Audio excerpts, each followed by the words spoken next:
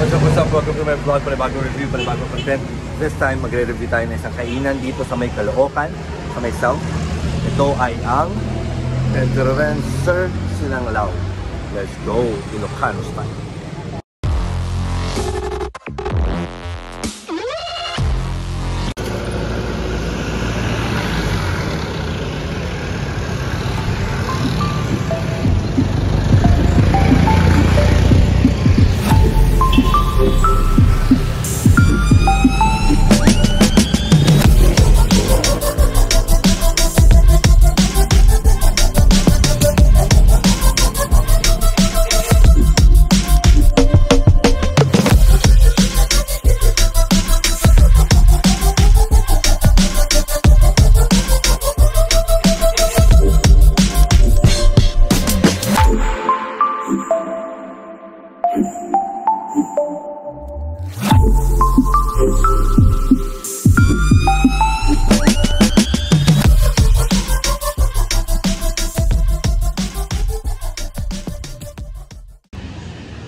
So ayan, dito na tayo sa Sir Sinanglao.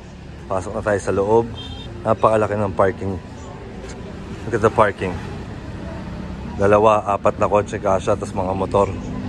So ito na yung place. What is Sinanglao? Yan, Ilocano soup yan. Originating from Ilocos region. So ayan yung whole place. At nandito na ang Broom family! Yay! So ayan yan. Ayan yung buong place. So, let's go try it out.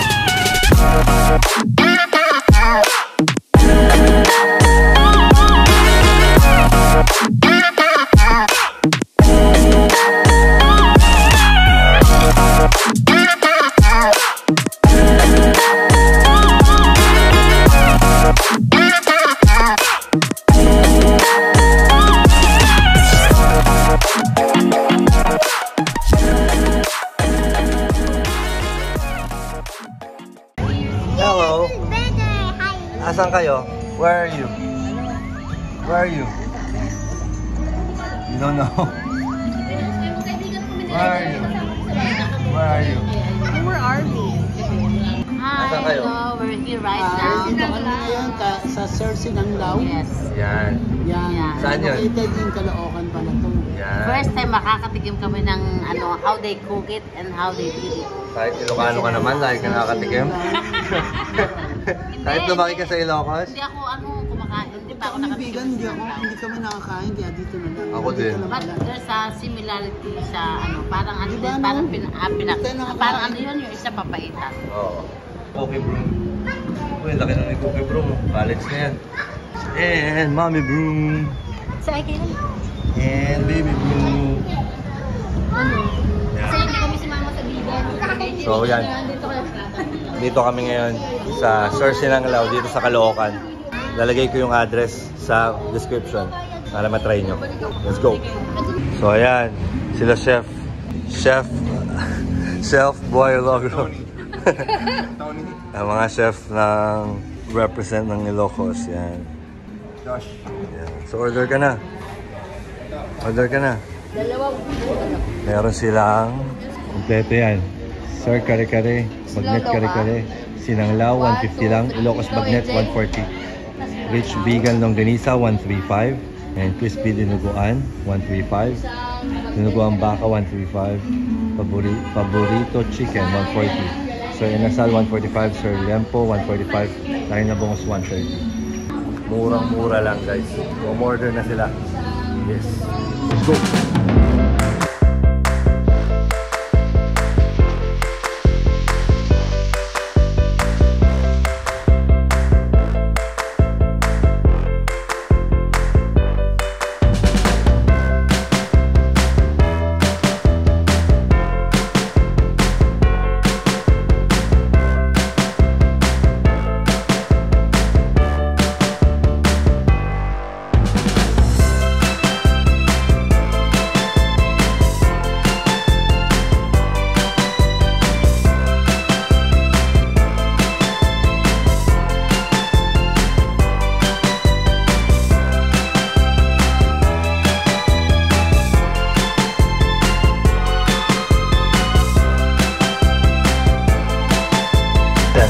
pieces ng fried chicken. Get a bite. I'm bored. There's nothing to do. Sarap? Oh, Maddie's turn. Try the longganisa. Is it good? Siyempre, nakadalawang subo siya eh. Good yun. Ng rich vegan longganisa. Ano ba? Ang dami mong tinatry ah. Lempo. Lempo yan, di ba? Longganisa. And dinuguan. Dinuguan. Ah. Tapos meron pa siyang kare-kare. Tapos meron pang ganyan. Anong... Naimas. Uy, naimas. Ano ibig sabihin nun? Sarap. Ah. Sinanglaw. Sinanglaw. Sarap? Yung kare-kare masarap? Ba mo? Sige. Dali ka eh. Ang kare-kare. Kare. Sarap? Sarap? Ah, parang commercial model kaya ata. Ikaw ay kayo, masarap? Sarap? Bagnet.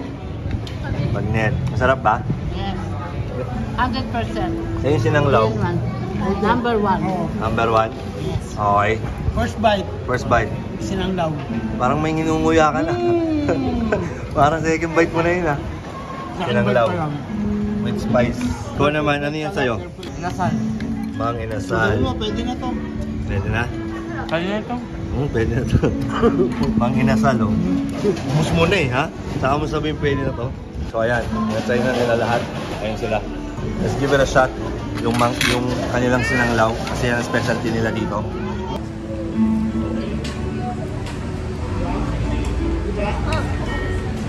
Oh. Sabay.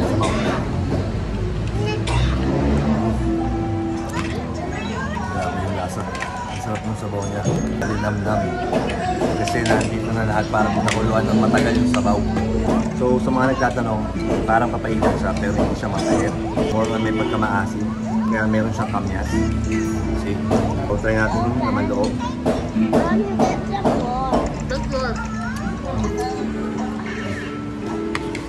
Ang lambot. May dugo pa.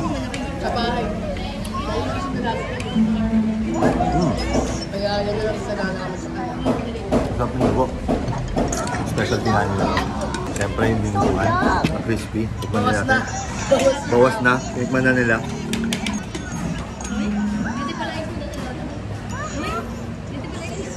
Oh. Sarap. Yung dinuguan niya parang dried na dinuguan. Tapos crispy yung laman niya. Lagyan na natin sa kanin, ang sinanglaw. Wala akong nilalagay na kahit anong toyo or anything. Wala akong nilalagay. Ito lang talaga. Rekta na.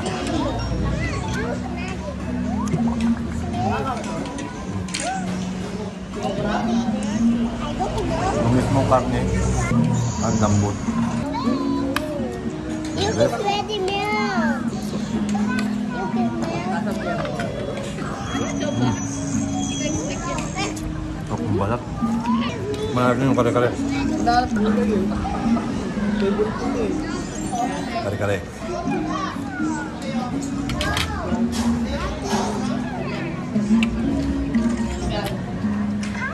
Ang lasa yung sauce na ng kare-kare. Ano ba ma-explain to? Ma-explain. Kasi kakaiba yung lasa niya. Pinati, hindi maalat. Tapos parang basta ang sarap ng sauce niya. Kakaiba. Puntahan nyo na lang tapos ikman nyo. Hindi ko ma-explain sobrang sarap.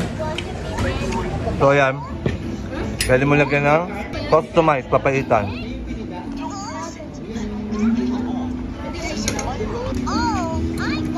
So para sa mga Ilocano, mahilig kayo sa mapait, pwede nyo lagyan. Ayan o. So let's try.